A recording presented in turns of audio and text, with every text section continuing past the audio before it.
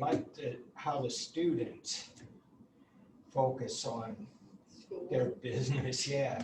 There are no Greek organizations, no crazy parties.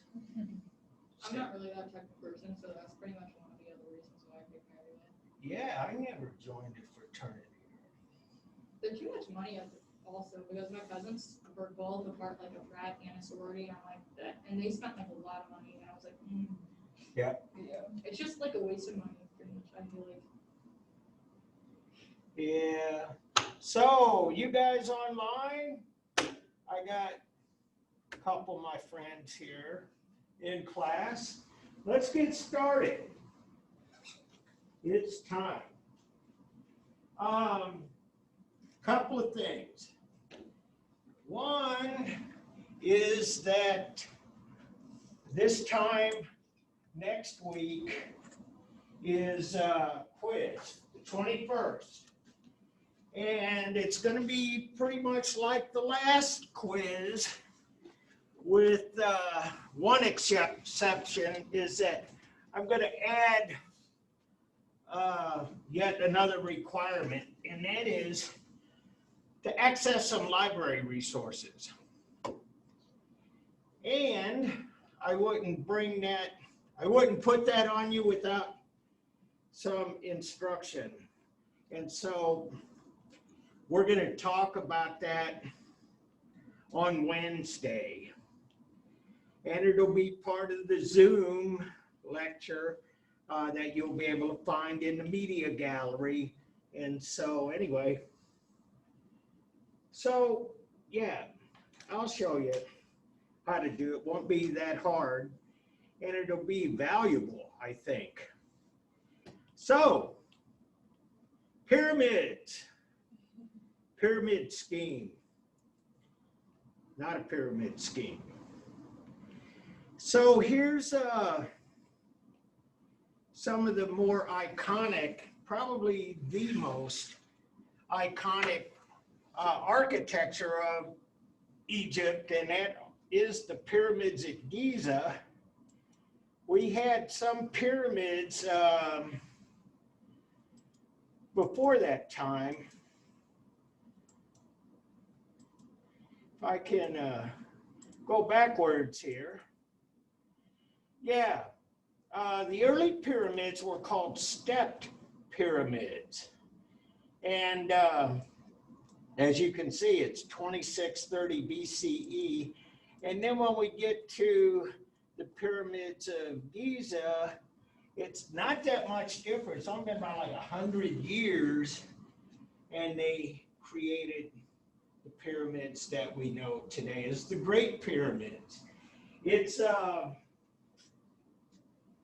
of an interesting subject in that we still don't know everything we should know about the pyramids.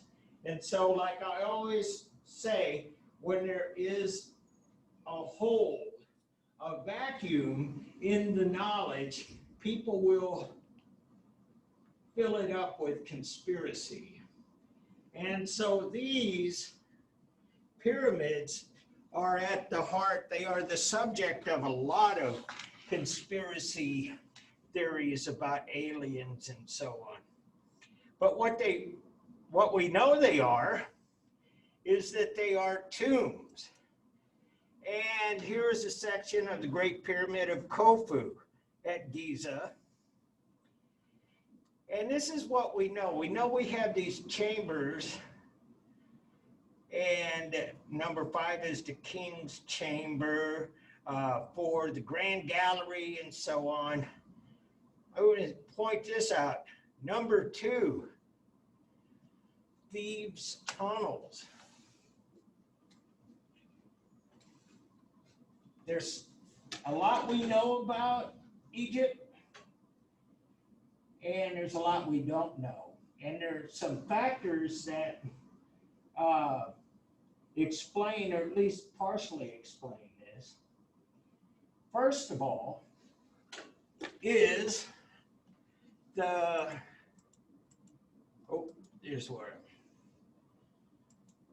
first of all, is that the Sahara Desert over millennia has kind of covered up a lot of what was Egypt. The prevailing westerly winds, they come from the west, they blow to the east, and it, over the centuries, has blown tons and tons and millions of tons of sand over Egypt and kind of buried much of this stuff under sometimes hundreds of feet of sand. And so, talking about that, here is the Great Sphinx. And this line right here, if you can see that, and on this side, it's at, oh, don't give me a mouse. It's a dangerous thing. Over here, you can see that about half of that Sphinx has been dug up, and we have pictures and drawings of the Sphinx in 1799. Napoleon and his armies conquered Egypt, and what they got out of that was that they pretty much carted everything off that wasn't nailed down. And there are a lot of things about Egypt that's not really in the book anymore. One is they took a lot of obelisks and carted them back to France. Anybody know what an obelisk is? It's like a pointed vertical extremely vertical stone marker. And the French had a nickname for them. They were called Cleopatra's Needles, because they were big and tall and geometric and pointed at the top. We still use that kind of marker as a symbol. For example, the Washington Monument in Washington, D.C. is a giant obelisk. It's designed right after Egyptian architecture out of antiquity. And as a matter of fact, when it was designed, there were some protests about building something like that to honor George Washington, because it was a little too pre-Christian and it was a little too pagan, too Egyptian. Anyway, there are a lot of things that come out of Egypt at this time. And so anyway, we have the pictures, the drawings from the French at the turn of the 18th to the 19th century. And really all we see is just about that much. All of that was underground. And so there's another artifact. It's not in the book. I guess it's not in the book because it's probably a little less art and probably a little more artifact. But that is the Rosetta Stone. While I'm talking about Napoleon and his invading armies, and anybody ever heard of the Rosetta Stone? Yeah, you can learn a language in your spare time or something. Actually, it's kind of an apt. That app sucks. Yeah. Oh, Duolingo or something it's called. Yeah. No, there's Well, a stone called, there's an app called Rosetta Stone. Oh, Yeah. never used it. It's Well, worse yeah, than it'll, Okay. Lingo actually works. Oh, okay. yeah. Well, the reason it's an appropriate name is that it was a stela, a big stone marker. And it was made in the time of Cleopatra, we think, a couple of centuries BCE. And it has some writing on it, but it's in 3 sections. The top section is Greek. We know that because Alexander the Great was another person who conquered Egypt, and it was written in Greek, and it's basically, you're in Egypt, behave yourself, speed limit 35, whatever. You know, it's just basically saying this is where you're at and this is how you'll behave, and if you don't, we'll come get you. And under that is the Egyptian language of the Middle and dynasties forward, and below that, the same thing written in Old Egyptian. And so you got the same thing written, and they knew the Greek. It helped them figure out the Egyptian, and then they were able to figure out what the old language was. And so anyway, that's why they call it Rosetta Stone, because it's really key when you learn a language. Anyway, talking about all of this, I got the star on the Great Sphinx. It's huge, it's big, it's important. And see, this is from the 4th dynasty. It's very early, roughly 4,500 years ago, long time. And your book has a nice write-up about this. I thought it was really pretty cool. And basically, it's talking about conventions. We talked about conventions in here. Convention, no, yeah, I didn't know if we got that far. What is a convention? It's where people come together. Oh, and enjoy what they like. Yeah, and they enjoy what they like. No, that's kind of something, but it's a different convention. I figured. Yeah, conventional. What is conventional? Things that are standardized. Things that are the way we've always done them. It's a very conventional solution to the problem. A conventional way of fishing is to get a pole and a string and a hook and a worm, and that's a conventional way of fishing. Everything, there's a lot of things that are just conventional. And so this standard practice, you can follow this standardization in art, oftentimes.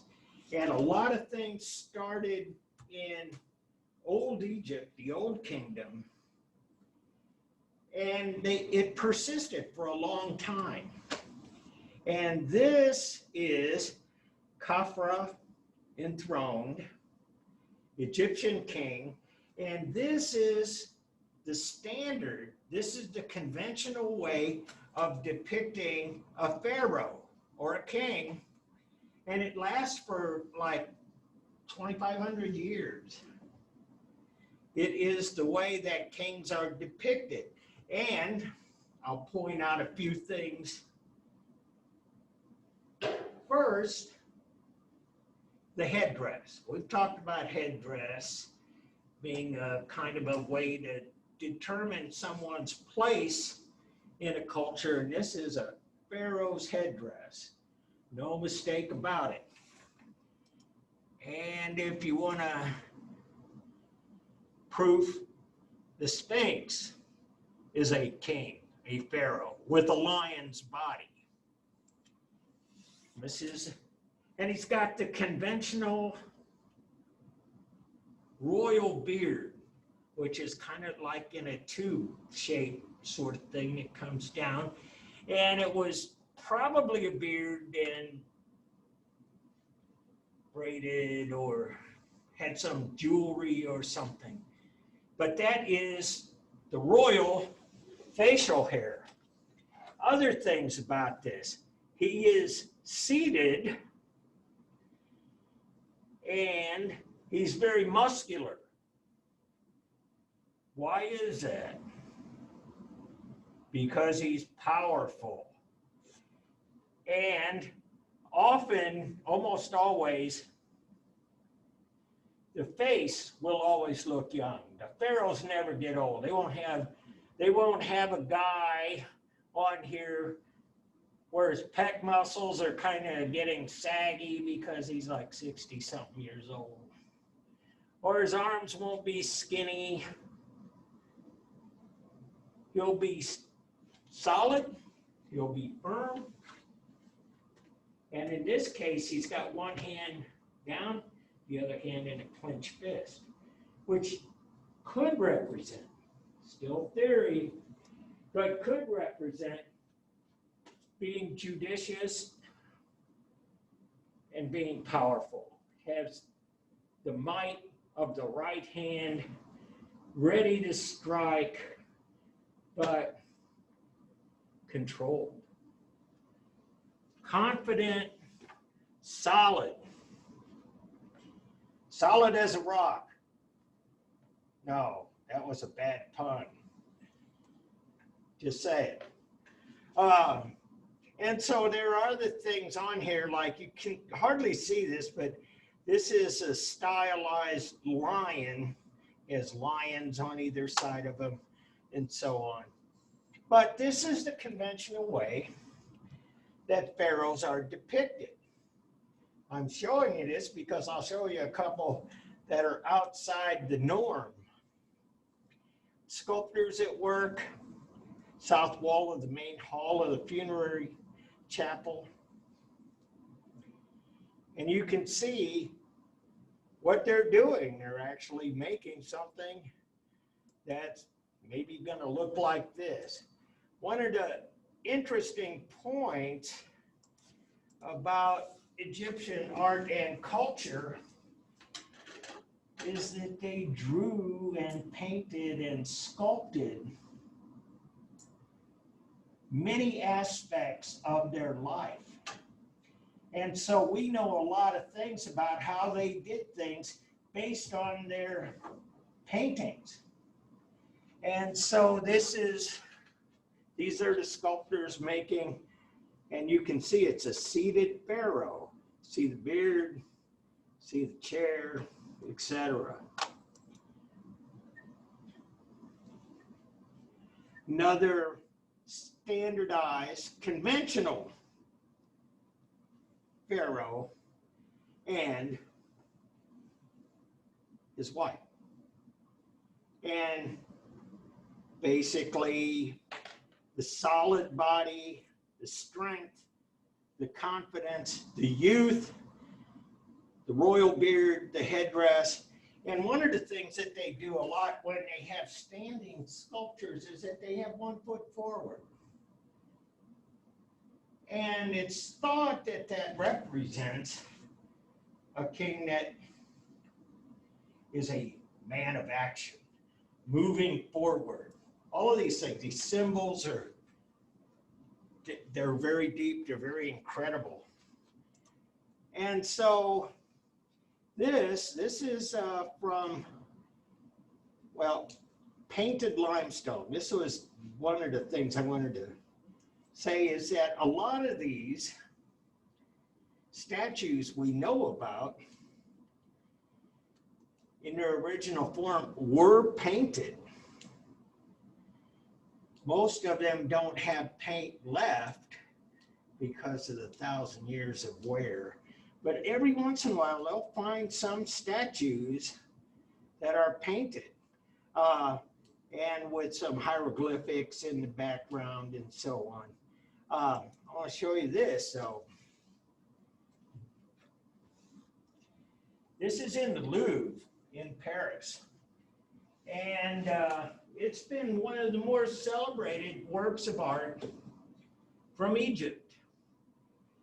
And not for all of the conventions, but because it defies the conventions. First of all, it's believed that it came from a tomb and it was buried with a pharaoh or another royal.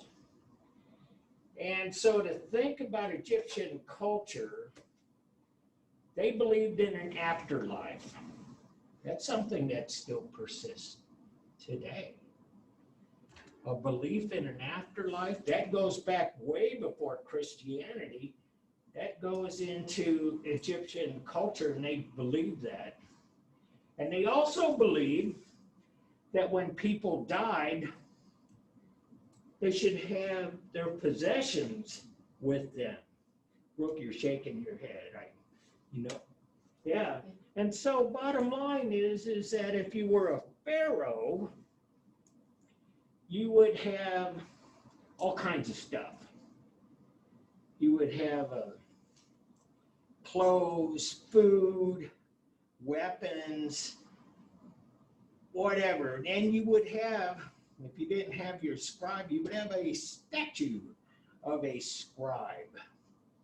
And a scribe is a very important person, somebody that's seated in the royal court of the pharaoh, and somebody who takes down, records all of the things a pharaoh would say or do. They were the historian.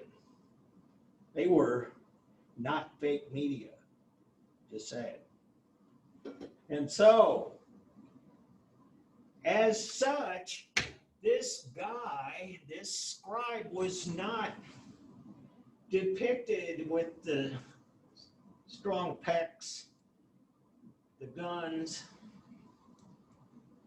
He wasn't too cut.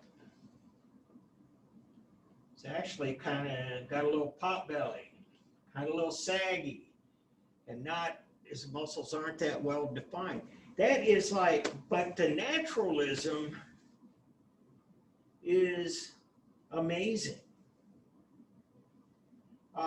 The way that the skin and the muscles as they are, everything, it points to a degree of naturalism that we don't find in the statues of the royals, the sculpture, because that's all conventional. It's all symbolic. This, naturalistic by comparison, by contrast. And so the face, kind of not particularly youthful. His eyes, focused on the job. We believe that he had some kind of brush or pen in his hand, and the original got lost over the years. But at any rate, just because a style becomes conventional does not mean that the culture doesn't have the ability to do things that we would call realistic or naturalistic. And so anyway, that is what made this so significant, and the pristine quality. You can see the 4,500 years, and he doesn't look a day over 1,000, you know. And so another wood sculptor, rock and crystallized. This is kind of an interesting thing too, because oftentimes they would use semi-precious stones or shells or other things for the eyes. And in this case, this is really kind of very interesting in that the wood has revealed itself over time, but the eyes still look very naturalistic. And so, again, we make assumptions based on how these people are depicted, whether or not they have the headdress, and so on. Here's a artwork of a hippopotamus hunt.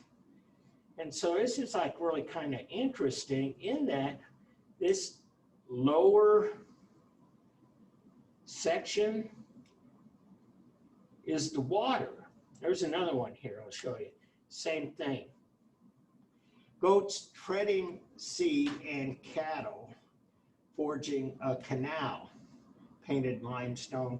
Limestone, again, is used because it's abundant and it's very soft. It's easy to carve. But at any rate, we see this painted limestone, goats treading seeds. Any idea what that might be?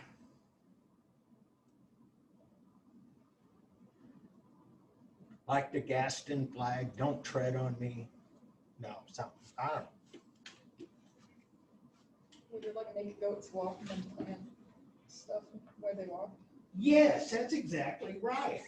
In the old days, back in antiquity, it would plow up a field so that it would aerate, and somebody would come along and, what you'd say, sow the seeds, and would have a bag full of seeds, and they'd throw it. Kind of a uniform sort of thing, but the seeds would be scattered out all over the field, and then you would get some animals, just like you described, come walk all over it and push those seeds back into the earth. That's how they did it. And we see that they used whips to kind of get the goats to move like they wanted. And this is cattle fording a canal. And again, you can see this is their way of depicting water, just like here. But we see the hippopotami here, and we also see fish and so on. And you can see the hunters. And up in the trees, we have all of the tree-dwelling creatures, so on.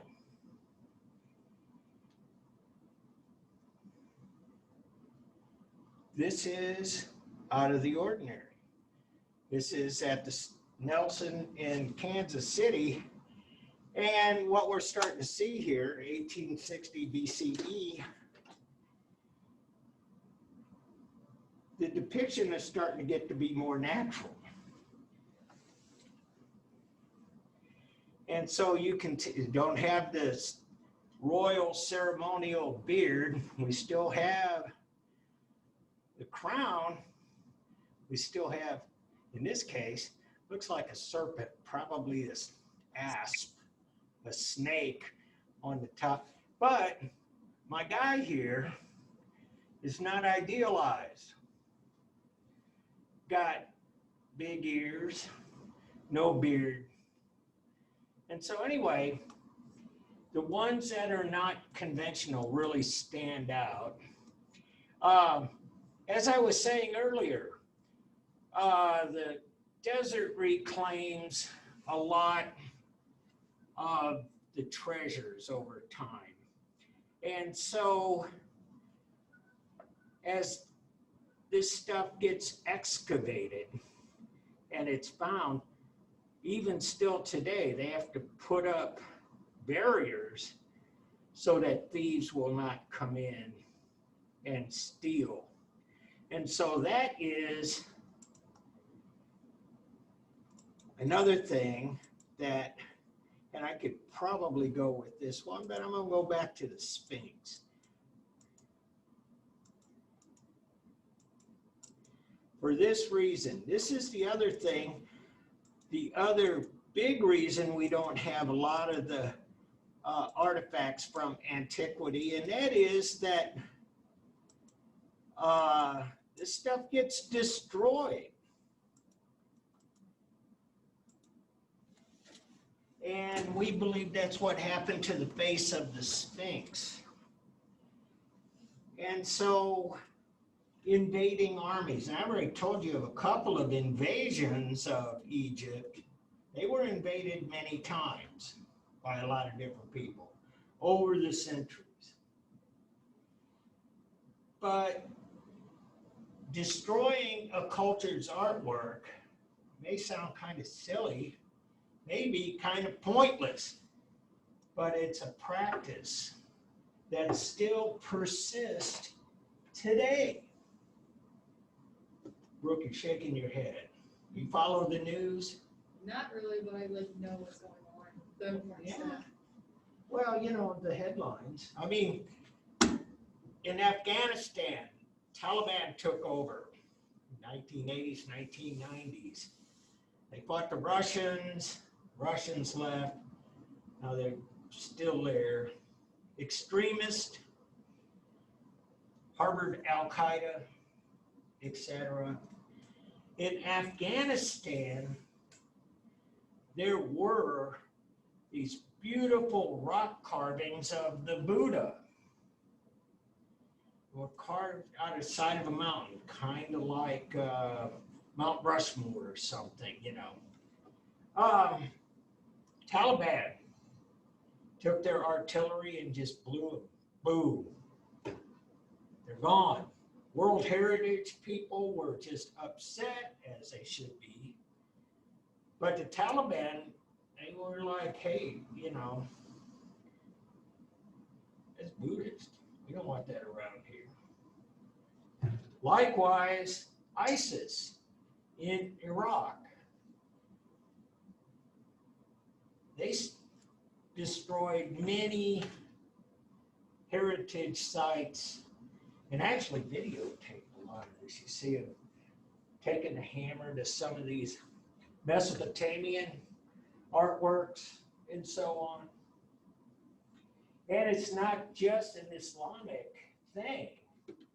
I don't want to characterize it as such at all. There are people that do the same thing with Western art and Christian art. In the 1960s, somebody destroyed or tried to destroy Michelangelo's Pietà. Pietà is a statue of Mary, Mother of Jesus, and in her lap is the dead Christ. And it's about the agony, the mother's agony of losing her son. And so somebody came in with a hammer and started beating on it. And of course, the guards caught him. And Jesus lost a few fingers on that. But people do stuff like that. It's crazy. The world is got crazy people. The Mona Lisa. How many have not heard of the Mona Lisa? The Mona Lisa in the Louvre, one of the most iconic works of art ever. And especially in Western world, it's kind of the symbol. It's from the Renaissance, and it's famous, 500 years. Da Vinci, the genius. Well, it's in the Louvre, but guess what? It's behind bulletproof glass because somebody might do damage to it because it is such an icon. So, bottom line, we don't know exactly who blew the face off of the Sphinx, but that's another reason yet why we don't have some of this stuff. Much of it's being discovered. And I put this on there. This is the mortuary temple of Hatshepsut. And I put this on here more than anything because it represents a kind of an official architecture that still exists today. This whole thing, I don't know if you guys really get into history like this, but in Germany in the 1930s, they built this parade ground at Nuremberg. And it's very similar to this. And it carries all of the visual cues of being official and being important. And so what we have here too is that the Egyptians on a lot of this architecture carved it right out of rock. They just went in and started carving, and they had so much sandstone they could pull that off. And here is Hatshepsut, and she was a woman. And there's a part of the chapter in the book that talks about her. But this is a kind of interesting conundrum, because if you had a woman and the woman was the queen, how would you portray her? And so the conventions were so strong and so standardized that she is depicted with the royal beard and the pharaoh's headdress. Crazy. And so anyway, just giving you a feel for what's going on. Another depiction of life in ancient Egypt. And so what we see are attendants, and they're doing different things, and this is probably food, you know.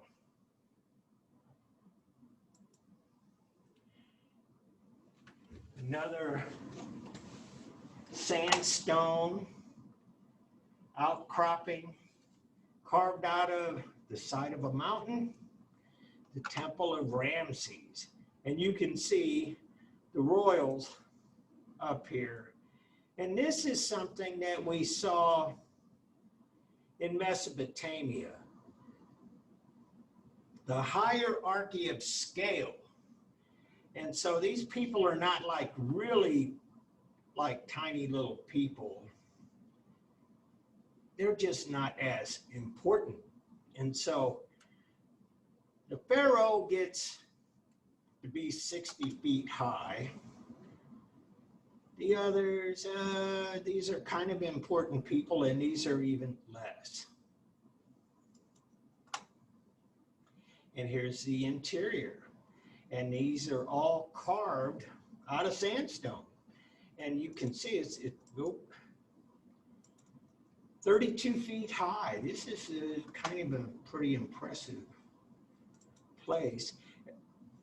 And so we have 1500 years of kind of things that stayed the same in terms of conventions, in terms of the religion, in terms of life in Egypt.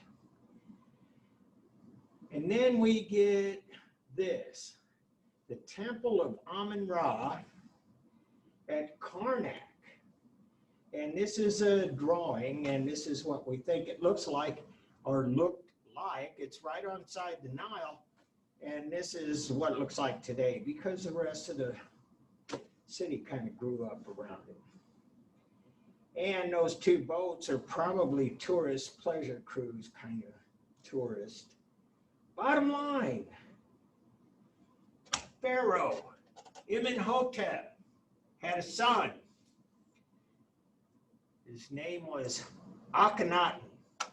And so Akhenaten picked everything up and moved it to Karnak.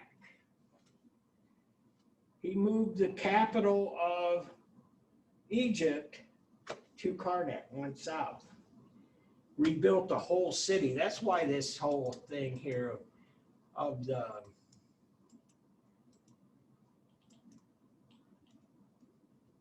the entirety, or at least of what we know, built the whole, just relocated. It's almost like if somebody became president and moved Washington, D.C. to Omaha, Nebraska.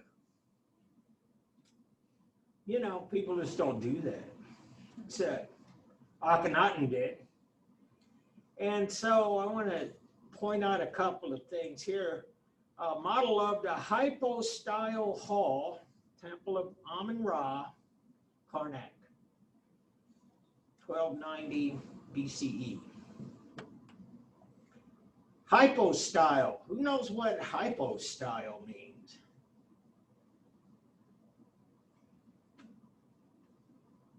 Hypostyle is this kind of building where you have a lot of columns and then you put a flat roof on the top of it. Hypostyle was very common. We saw some of the ruins in Mesopotamia.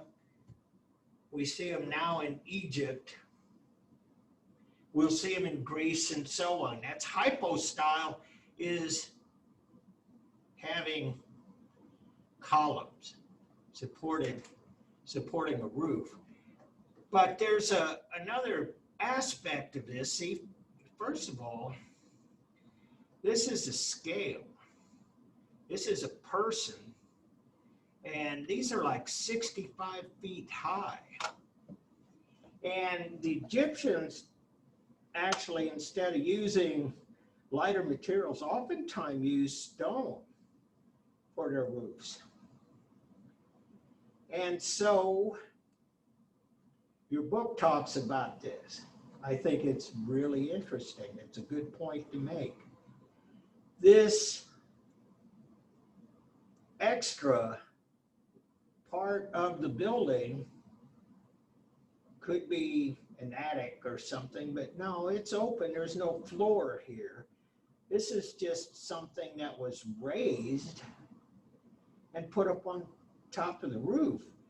And the reason it is that before electricity, you had to find a way of lighting this dark interior. And of course, the sunlight, as you can see here, would come through the columns. And in the nighttime, it would have to be lit by torches. But here's the real deal here. But that section of the temple is this up here. The light would shine in and help light this hall. You can't see that here, but this would be open. And the sunlight would, as much sunlight as possible, would come in and light this space. And so they did things. It was kind of interesting. It was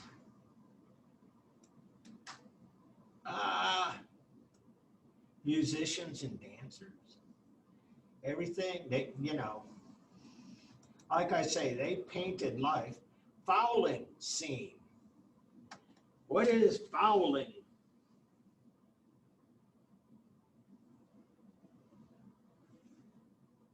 It's where you get part of the ball, but you don't hit it fair and you hit it foul.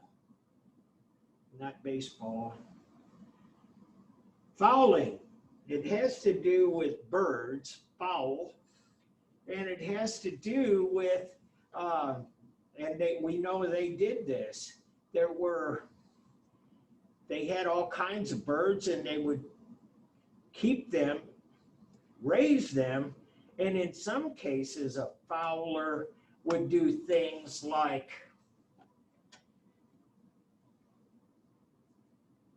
train birds of prey, like a falcon or something. This persisted for thousands of years. It was kind of brought to Europe and persisted. But birds were used in hunting in the same way that we still use dogs for hunting. And so anyway, this is the guy. He's a fowler. And you can see here, this is how they depicted water. You see the fish in the water. And they're right by the river, and we got all kinds of things going on. And so Akhenaten, the guy I was talking about, he moved the capital to Karnak, and this is him. And this depiction is very different. This is a very unusual looking pharaoh. It has spawned many conspiracy theories over the years, but what he has here, he's got wide hips and a kind of a pot belly, and his arms are kind of thin. He doesn't look particularly powerful. Got a very elongated face, and we know that he had a kind of an elongated head. And this is his colossal statue from the Temple of Aten, Karnak, Egypt, and this is him. Akhenaten, and his wife is this woman, Nefertiti. And again, you can see that she is royal with all of the trappings. It's a real shame that we don't have both of her eyes, but the one that's still there is really kind of remarkable. The paint is still, this is still pristine. She's got a long neck. This was considered and still is considered a kind of the epitome of Egyptian beautiful women and beautiful queens. And so, but I got to show you a little bit more here. This is Akhenaten's mother, by the way.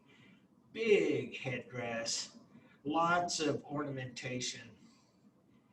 And you can see she appears to be more African, which is really something that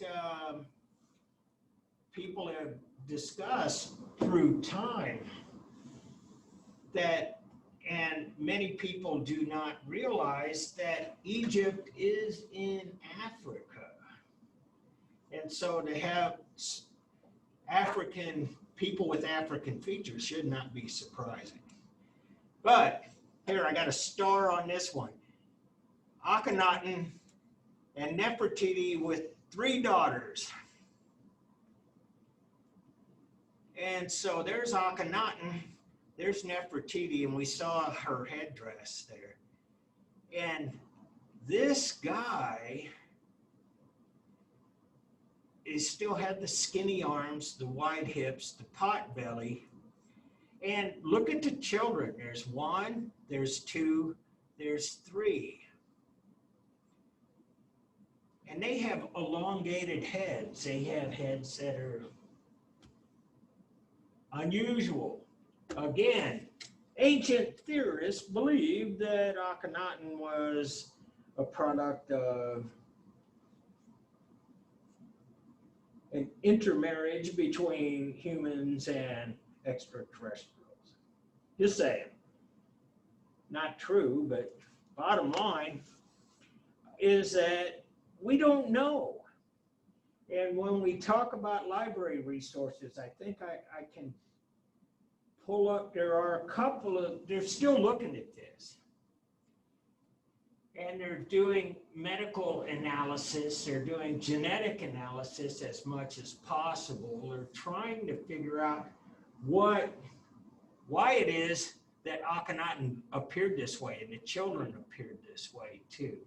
And so the prevailing theory is that there was some kind of genetic mutation. Now, Say what? Oh, I think her mic unmuted by accident. Oh, yeah. Anyway, so this is Akhenaten, and this is their son, King Tut. King Tut. He's got a condo made of stona. King Tut lived in Arizona. Anyway, King Tut, interesting stories and many myths surrounding King Tut. In the early 1920s, an Englishman, archaeologist named Howard Carter, found the tomb of King Tut. That's partly why I was going on about the sands burying many of the artifacts we would have from this culture. And basically, they dug and dug and dug, and they found this tomb. Howard Carter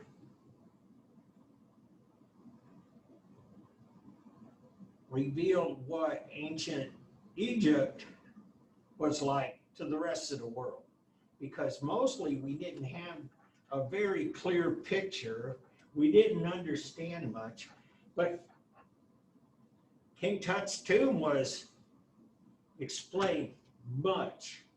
And bottom line is that one of the things that is still unexplained is that as they were getting close to getting to the tomb, they were finding hieroglyphics that gave warnings that if you come any further, you will die.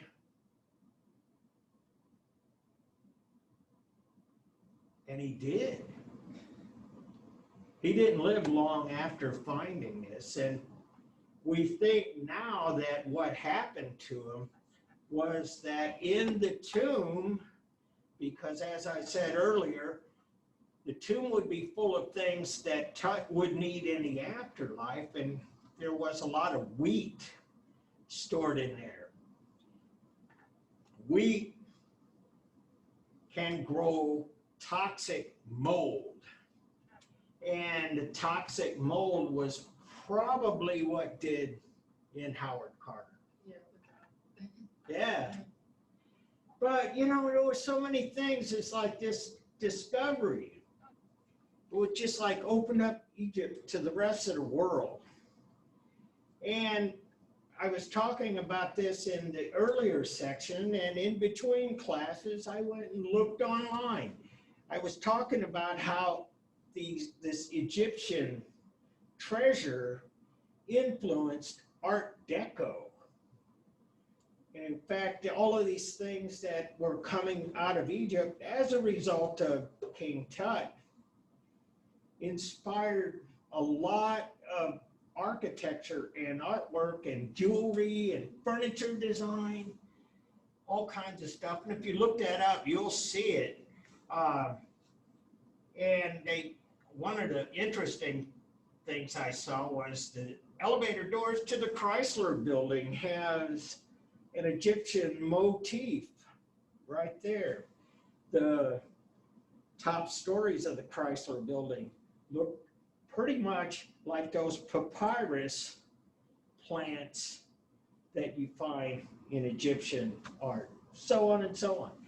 But at any rate, a lot of things spilled out into the culture, even the things like campy movies, the 1930s, The Mummy. Anyway, it's just like this explosion of Egyptian stuff. And here's the death mask. And it's made of gold and semi-precious stones. How many of you, did anybody go to the Tut exhibition that was at the Science Center? You did. Oh, you did too. I remember that. Oh, man, I went too. Yeah, Wasn't it there? I think it was there. yeah. It was. Everything was there, or most, if they didn't have it, they had pictures. But those were all replicas.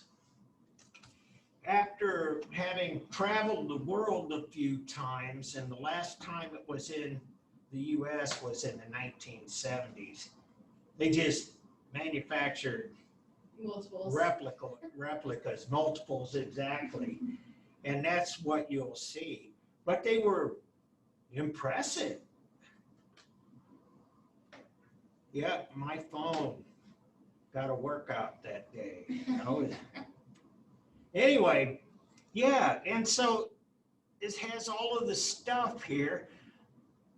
The beard, the headdress, got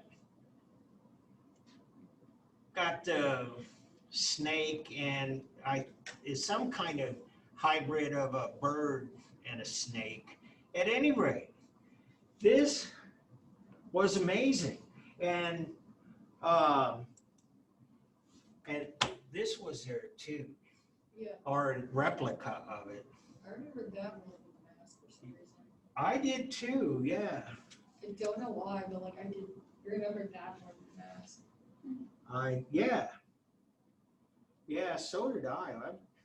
No doubt.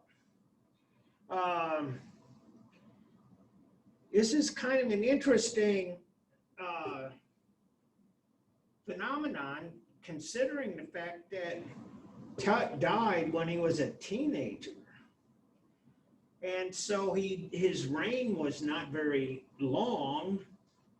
But it's the most famous one. No, there was a reason. Say what? No.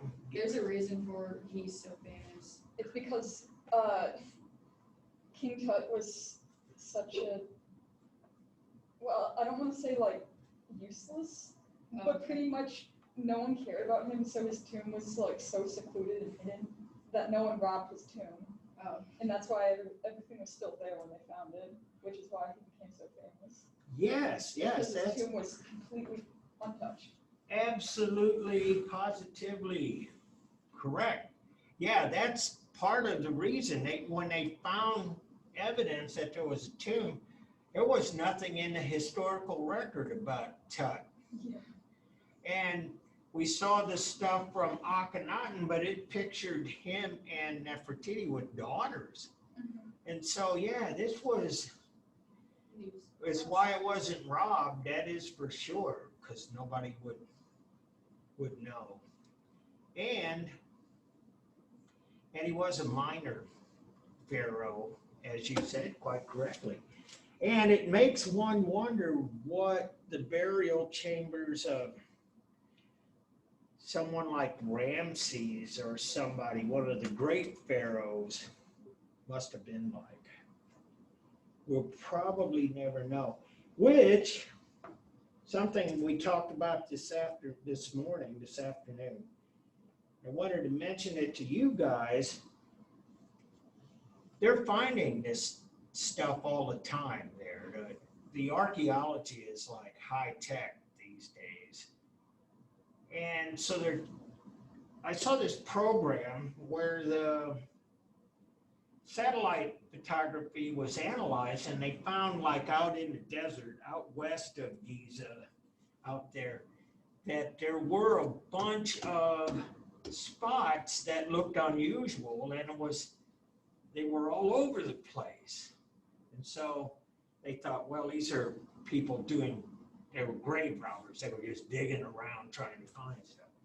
That really wasn't the case. The case is that these were burial sites, and it was like a mass cemetery, and it was for middle class, but not royalty.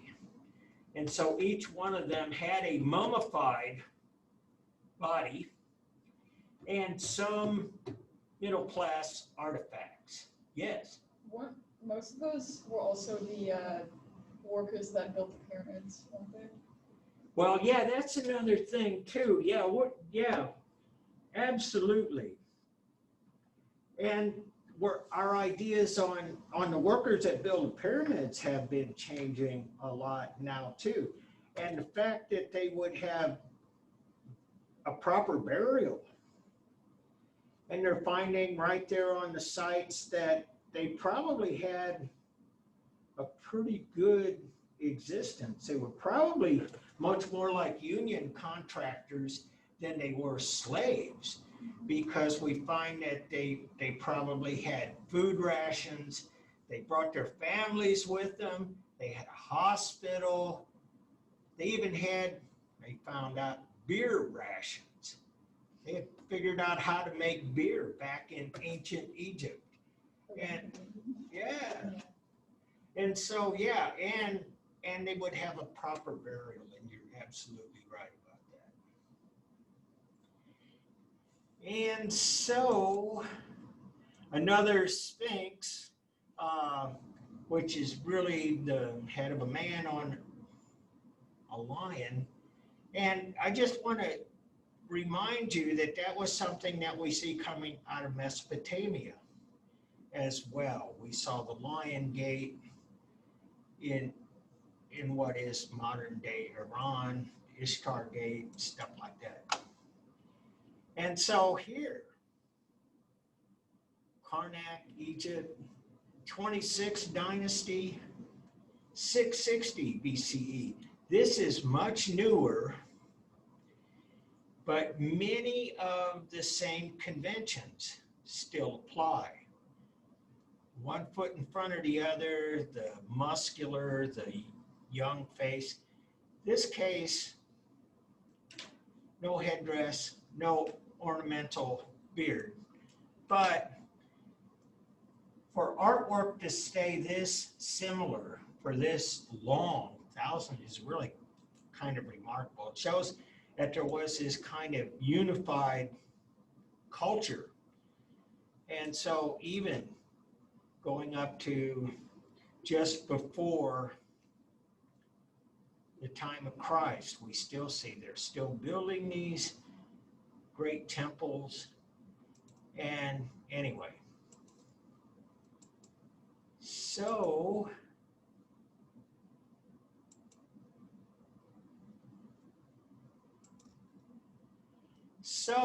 anyway, do you guys have any questions? Because it's about time to go. And when we come back on Wednesday, I'll run you through a library tour. I've been making it as a PowerPoint, and I've been using screenshots because I found out this morning that the computer doesn't like me using Zoom and surfing at the same time because it doesn't have the capacity to do that. And so I'm putting something together that's a little more static, but I think it'll be good. And I'm seeing Caitlin, I'm seeing Armani, I'm seeing Tiana. Yeah, Abigail. You can hit that button in the top right corner. This. The And- grid. The one with the 9 squares. Oh, yeah, Everybody. That way you can see that's everybody. So, no questions. Nope. See you Wednesday. Until we meet again. See you, sir. All right, yeah, see you guys.